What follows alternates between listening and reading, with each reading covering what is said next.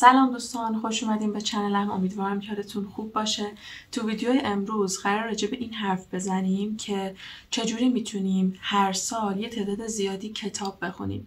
حالا شما رو تایتل میبینید که من نوشتم 100 تا کتاب، ولی این فقط یه عدده و مهم نیست تعداد کتاب چند تا باشه. مهم اینه که شما چیزی از اون کتاب ها یاد میگیرین و به نظر من این مهمترین نکته است و اون عدد فقط یه عدد صرفاً. پس شما چه یک کتاب بخونین چه نصف کتاب بخونین بازم ارزشمنده. همین که شما یه مطلب جدیدی یاد میگیرین خودش خیلی مهمه. قبل از اینکه من این 8 نکته رو باهاتون شیر کنم، اصلا یه سوالی پیش میاد، اونم اینه که چرا باید کتاب بخونیم؟ خب ما برای شروع هر کاری بهتره که یه چرایی داشته باشیم دیگه. اون چرایی خودش یه جور انگیزه به ما میده. حالا بیایم ببینیم که چرا باید کتاب بخونیم. خب به نظر من یکی از مهمترین چرایی ها این هست که شما وقتی دارید یک کتابی رو میخونید، دارید در واقع نتیجه زحمات یک نویسنده توی چندین سال، ممکنه 1 سال باشه، 2 سال باشه، 3 سال باشه، یا شاید بیشتر از اون، رو دارید میخونید و ازش یاد میگیرید و دارید با تفکرات اون نویسنده آشنا میشید، دارید با نتیجه تحقیقاتش آشنا میشید و کلی چیزهای جدید ازش یاد میگیرید و دارید زندگی یه نفر دیگر رو انگاری میخونید، داستان زندگی یه نفر دیگر رو دارید میخونید و این خیلی ارزشمنده، چون شما میتونید ازش کلی چیزهای جدید یاد بگیرید.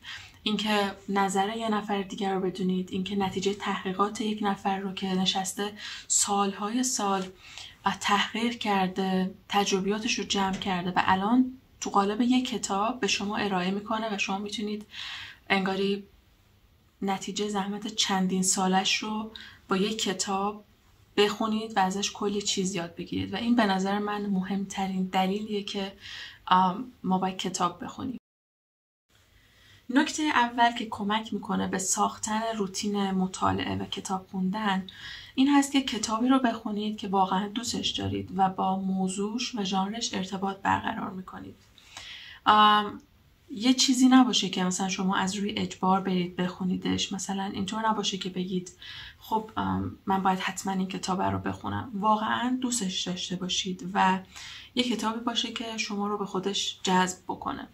برای این کارم من توصیه میکنم که حتما یه چند صفحه وقتی میخواید کتابی رو بخرید یا امانت بگیرید، حتما یه چند صفحه از اولش، چند صفحه از وسط و چند صفحه از آخرش رو بخونید، یا حداقل پشت کتابی که یه توضیح مختصری نوشته رو اونو بخونید، یا مثلا برید تو گوگل سرچ کنید یه خلاصه ای از اون کتاب رو در بیارید و بخونید، ببینید آیا واقعا موضوعش رو دوست دارید یا نه.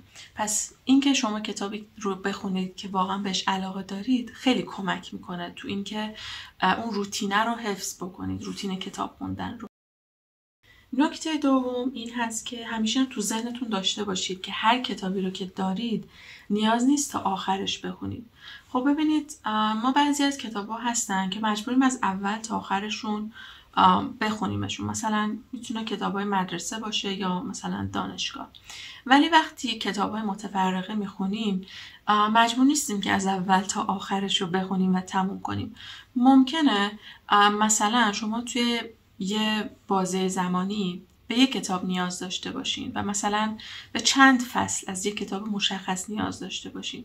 خب میتونید اون چند فصل مشخص رو بخونید و وقتی که احساس کردید که اون مشکلتون برطرف شده و فعلا رو مودش نیستید که دیگه اون کتاب رو بخونید، میتونید اون کتاب رو نخونید و ممکنه چند سال بعد دوباره فکر کنید که مثلا موقعش رسیده که ادامه اون کتاب رو بخونید.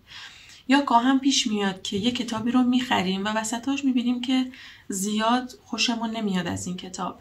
پس تو این موقعیت ها بهتره که واسه یه مدتی خوندن اون کتاب رو متوقف کنیم. شاید بعضی اوقات نیاز باشه که کلاً خوندن اون کتاب رو بذاریم کنار.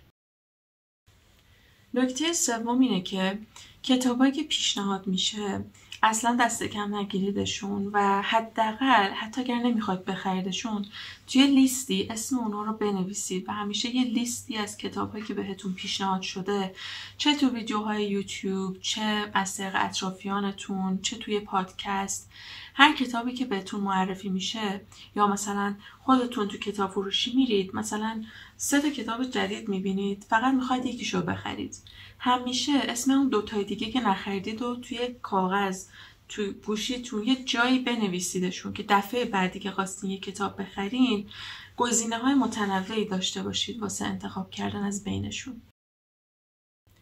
نکته 5 گوش دادن به کتاب‌های صوتی هست.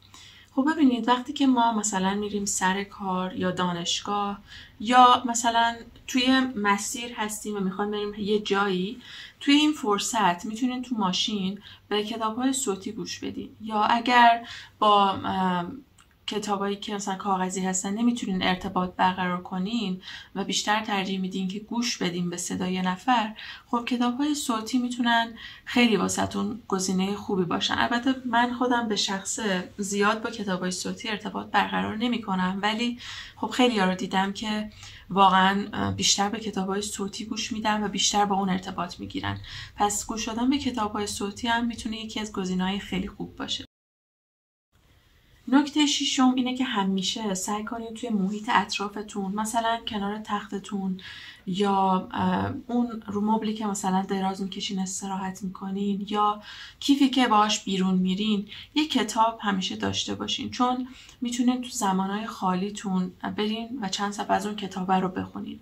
کلا این که تو محیط اطرافتون کتاب داشته باشین خیلی به این کمک میکنه که اون عادت کتاب خوندن رو حفظ بکنین. مثلا اگه کنار تختتون یک کتاب داشته باشین، شبا موقع خواب میتونین برین چند صفحه از اون کتاب رو بخونین به جای اینکه مثلا تو گوشی سکرول کنین و این خیلی کمک میکنه.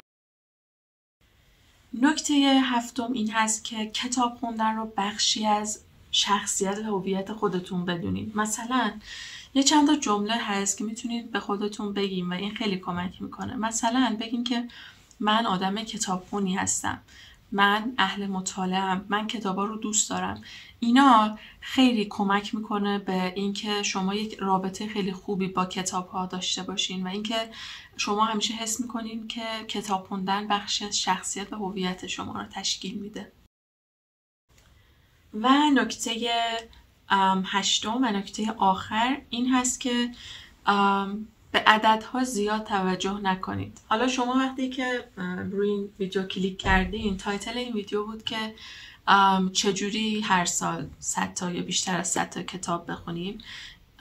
این فقط یه تایتله و صرفا یه عدده که اصلا مهم نیست شما چند تا کتاب میخونین، اون عدد اصلا مهم نیست. درسته که مثلا شما بهتون یه انگیزه‌ای میده، مثلا اینکه بگین من 50 تا کتاب خوندم یا مثلا من 60 کتاب خوندم یا 20 تا کتاب خوندم، این عدده یه انگیزه‌ای میده، اینو قبول میکنم، ولی اون عدده خیلی مهم نیست، واقعا زیاد مهم نیست. مهم اینه که شما از اون کتابا چی یاد گرفتین و چه کمکی بهتون کردن. ممکنه یه نفر توی یه سال نصف کتابو بخونه، ممکنه یه نفر یه دونه کتابو بخونه و همه خودش خیلی ارزشمنده. پس به اون عدده توجه نکنید. خب دوستان، امیدوارم که ویدیو امروز مفید بوده باشه و ازش لذت برده باشین. اگر این ویدیو رو دوست داشتین لطفاً لایک کنین، چنل منو سابسکرایب بکنین و این ویدیو رو با دوستانتون شیر بکنین. شاید این نکته ها به اونا هم کمک بکنه و اگر پیشنهادی داشتین لطفاً تو کامنت ها با من شیر بکنین و تو ویدیو بعدی میبینمتون.